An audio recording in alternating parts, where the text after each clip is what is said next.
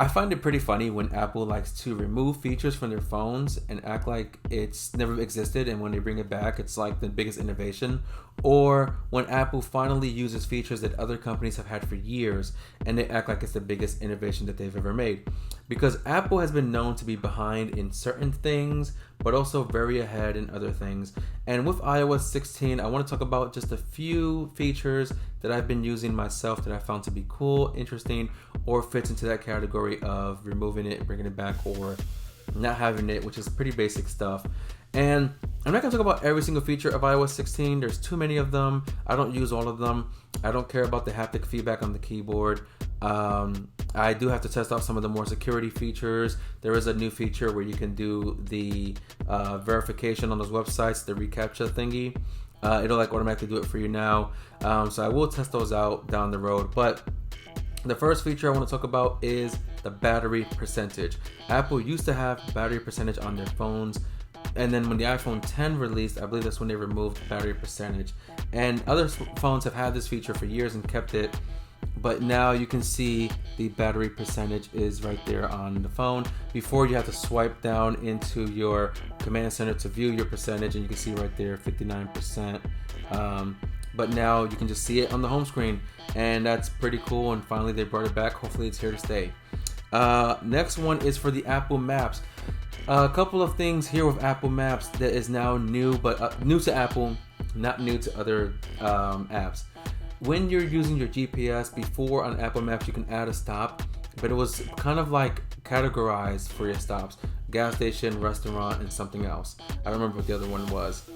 Now you can put specific addresses or locations in your maps, and you can add multiple stops. I think before you could only add one stop, and now you can add multiple, and you can rearrange the order of the stops that you are going to. And that's pretty cool, but other apps have had it, and it's about time that Apple did get it. Now, Apple Maps does also show, and they had it for a while, the speed limit of the area that you're driving in, but Google Maps will also show you your current car's miles per hour, whereas Apple Maps don't. Apple Maps also does have the accident report, as well as potential cops in the area for, I think they call them a speed checkpoint or something. I don't know how great it is. I guess it'll just be a driver who reports, hey, there's a cop here on the side of the highway at this location. So hopefully they do make some improvements on that as well. Now, some features that Apple have been ahead in, I cannot test because I don't have a new Apple Watch or the iPhone 14. That's mostly the crash detection, which I'm not going to test that out anyway. And also the satellite communication. If you're in a location with poor service and you need emergency services, you can communicate with a satellite and get that help you need.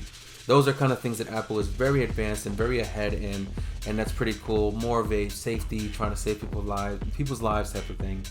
But the next few features I want to talk about with iOS 16 is primarily within the Photos app, and I didn't know that this first one existed. It might have existed previously, but I haven't seen it till today, so we're going to talk about it.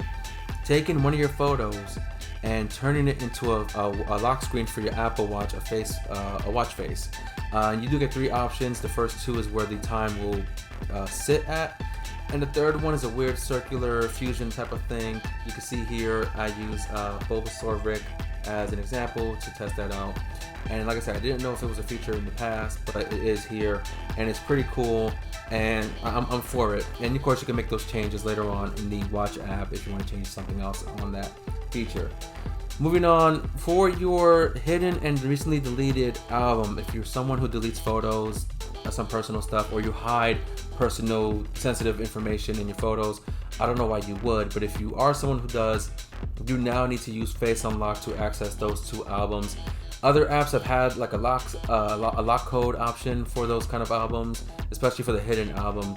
But now you do have that feature for Face Unlock here on iPhone, and it's about time because privacy is important, and Apple wants to be everything with privacy and safety and all that. So that is a feature here now. If you're someone who does that, cool. This one is really cool, and I really do enjoy it, and I do want to get more testing out of it. Removing the subject from the background of a photo. You've seen a lot of people do this, and I want to be sure I can use this instead of Photoshop to make certain thumbnails. It'll be a lot easier to remove the background of certain things, make my life a lot easier with doing my videos. Now, I have seen people hold on to the subject while they use the other hand to change apps. You don't have to. Once you hold it and you see the animation take effect, you can let go and then copy will pop up. Just tap on copy, go to your other app, tap paste, and you're good to go. Simple as that. Now, next thing I want to talk about with some editing is editing your messages. You can unsend text messages and edit messages that you sent out. There's a couple of things to keep in mind with this. Number one, when you want to unsend a message, I believe you have 2 minutes to do so. Otherwise, that message is sent and you cannot unsend it. Whereas other apps like Facebook Messenger, I think gives you more time to unsend messages. Now, when it comes to editing messages, there's a couple of things to know about this option. You cannot do it with someone who has an Android phone that you're texting. You can't edit the messages for them. And when you do it with somebody who has an iPhone, if they don't have iOS 16, they can see the old message that you sent as well as the new one that you had edited. So if you're texting someone with iOS 15 and you say fuck you and then you edit it to hey how you doing, they're gonna see fuck you and then hey how are you doing, and that sucks if you're someone who does that. But if they do have iOS 16, I believe it'll show them that you did edit the message, but it probably won't show them the original. If they ask you, hey, why'd you edit it? Oh, it's just a typo. You know, I make a lot of typos myself, so that's something you can tell somebody. Going on from there, this is the biggest one they talked about. I made a video before the last keynote asking for this feature because the feature exists on the Apple Watch and not on the phone. And then they made the keynote and they talked about this feature. Multiple wallpapers. Now, if you have an Apple Watch, you might know that you can save multiple wallpapers on your watch. And when you're, put your passcode into your watch, you can swipe your wallpapers left and right to get to the one that you're feeling for that day. The lock screen remains undeniably iPhone, while also giving you new ways to make it more personal, beautiful, and helpful than ever. Let me show you. Here's my lock screen. You'll notice the subtle depth effect. Maybe I can predict the future.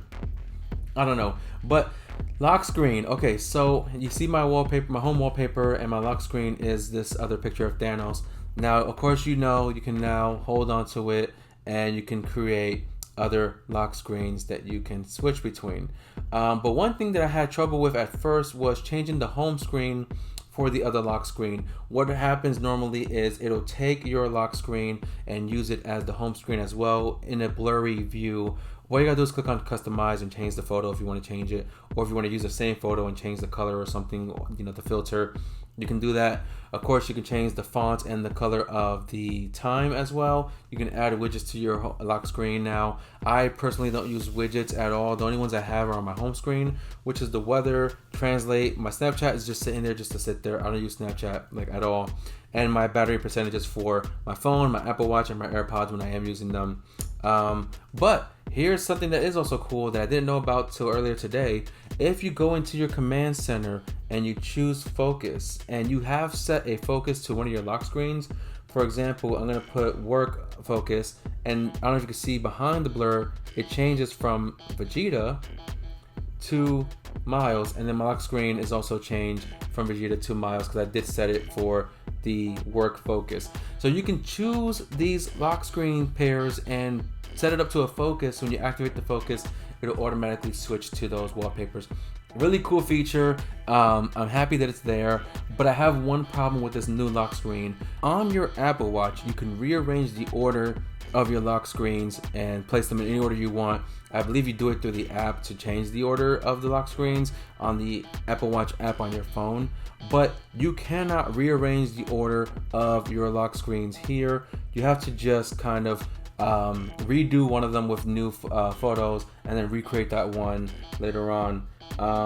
And the only option here when you swipe up is to delete it. So it does kind of suck that you cannot move it to another spot if you wanted to. Maybe in the future we'll get that update, but for now you cannot change the order of your lock screen if you wanted to. Now moving on to the next feature here is the notifications. You can now choose how your notifications will be viewed in 3 different formats: count, stack, and list view. So list view is very simple. It'll list your notifications as a row, I guess in order of when you receive them. The stack option will keep them on the bottom and kind of stack them on top of each other, so you'll see the first notification on top, and you just tap it to see your notifications. I use count, which keeps it on the bottom with a dot and a number. Like if I have 3 messages, it'll say 3 notifications. And the reason why I choose that is because it's very simplified. It's not in my face. It's not all over the screen. Very simplistic, very simple, minimalist. I like to keep it that way. And that's the option with the notifications now in iOS 16. Now, the next one I want to talk about, I cannot use, and many people cannot use because it's not available to us as of yet. Continuity camera. You can use your iPhone as a webcam for FaceTime on your Mac, but you do need macOS Ventura, which releases in October, which we're near the end of September right now. We're about halfway through, so we're almost there. Just gotta be a little bit more patient, and you also would need this special mount with the MagSafe, the continuity Belkin mount, to just attach it to your Mac or your monitor. And I've been waiting for this feature because I want to be able to use, one of the cool things is using 2 cameras to show yourself and your desk view using the wide angle. So you can do like an unboxing video with your face and your desk if you can record the FaceTime calls, which I think you can record them. And also if you're doing like a video and you want to show somebody something on the table, you can just show them and it'll be really cool. So I am waiting for that to happen. I spoke to Apple recently about when the Belkin mount will release, and the rep had no idea. I guess they don't know as of yet. Could be October when the update does release, but I want to know, do I have to buy it from Apple's website or can I get it from Best Buy? Is it going to cost me $100 or is it going to be reasonable, like $20, $25 or something like that? So we got to wait to see for that. Another feature with FaceTime, which I haven't tried out yet myself, is you can now add like subtitles or dictation. So when you're on a FaceTime call, maybe someone you're talking to has a hearing disability, they can now just read the subtitles of the FaceTime. I haven't tested it, but it is cool that Apple has added that feature to their FaceTime. Now the final thing I want to talk about here is Spotlight Search. It used to be a pain in the ass because before you would just swipe down to activate Spotlight Search. I think before you have to like swipe it from the very top to do it, but now you can just tap on the little search on the bottom and you can get your Spotlight Search to pop up. No more having to strain your hand by trying to reach to the top or using 2 hands. This ain't a small phone, so you can now just tap it and you get the Spotlight Search and you can search whatever you want to search. So these are the features that I've used in iOS 16 for the past day or two, things that I found really fun and exciting. Let me know in the comments, what features are you excited about? Which ones have you been using? Are you a widgets person? Do you use the haptic feedback on the keyboard? Let me know in the comments, and I hope you enjoyed this video, and I will see you guys on the next one. If you do want to see an Apple iPhone 14 Pro Max unboxing video, that's most likely going to be in October when I get my upgrade and I can go buy the iPhone 14 Pro Max. So sit tight for that if I do make that video, and I hope you guys enjoyed this one. See you guys in the next one.